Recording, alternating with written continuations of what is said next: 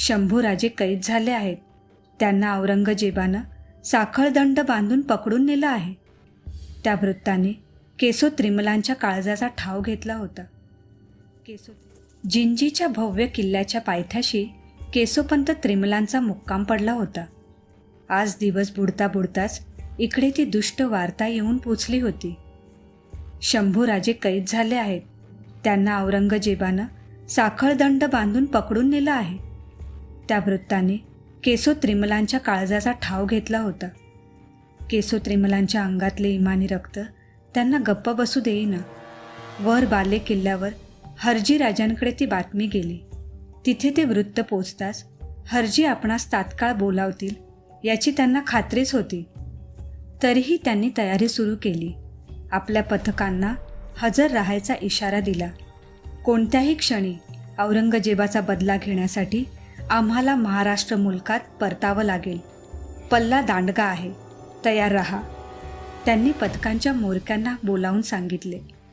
केसो त्रिमलांचे वडील बंधू मोरोपंत शिवरायांच्या अष्टप्रधानांत पेशवे होते. त्यांनी राजांसाठी लेखणीबरोबर तलवारही गाजवली होती. पिंगळे घराण्याच्या इमानी रक्ताचा वारसा केसोपंतांनी रामशेजच्या किल्ल्यावरही चालवून दाखवला होता.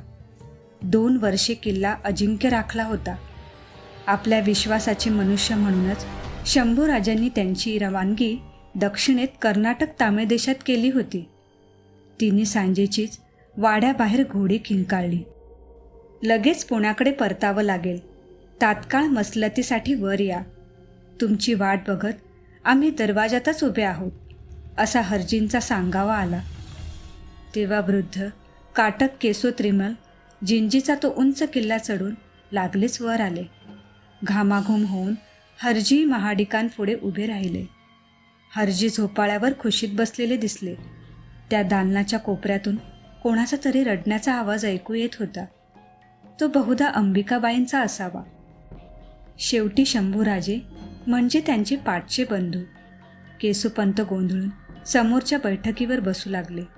तोच कोपऱ्यात उभ्या असलेल्या आपल्या पहारेकऱ्यांकडे हरजींनी नजर टाकली. तसे एकावेळी 8-10 जण केसो त्रिमलांच्या अंगावर धावून गेले. त्यांना कैद करून ओढत बंदीखान्याकडे नेले गेले. केसोपंतांची इमानी मुद्रा अपमानाने लाल झाली. मराठ्यांचा राजा दूर मायदेशी कैद झाला. त्याच्या मदतीला धावून जाण्याऐवजी महाडिकांसारखा राजांचा सख्खा मेहुणा असे घातकी डाव टाकील असा पुसटही विचार त्यांच्या मनाला शिवला नव्हता. हरजींनी केसोपंत गेले त्या दिशेने हसून नजर टाकली.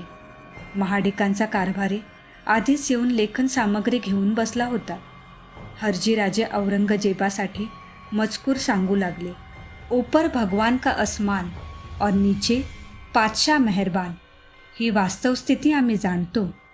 आपण आमचे साडूबंधू गणोजी शिर्के आणि महाजी निंबाळकर यांच्यावर जशी मर्जी ठेवली आहे तसाच कृपालोभ आम्हावरही असू द्यावा. जरी आम्ही शिवाजीचे जामात असलो तरी आमचे मस्तक शिवाजीच्या पोरासारखे संभासारखे फिरलेले नाही. सबब खाविंदांनी आम्हावर कृपा ठेवून पातशाहीच्या सेवेची देव दुर्लभ संधी द्यावी.